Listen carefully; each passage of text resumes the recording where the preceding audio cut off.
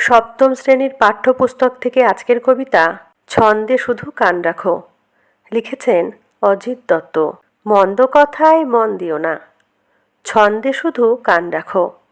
দ্বন্দ্ব ভুলে মন না দিলে ছন্দ শোনা যায় না কো।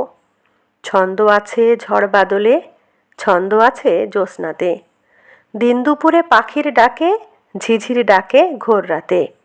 নদীর স্রোতের ছন্দ যদি মনের মাঝে শুনতে পাও, দেখবে তখন তেমন ছড়া কেউ লেখেনি আর কোথাও। ছন্দ বাজে মোটর চাকায়, ছন্দে চলে রেলগাড়ি।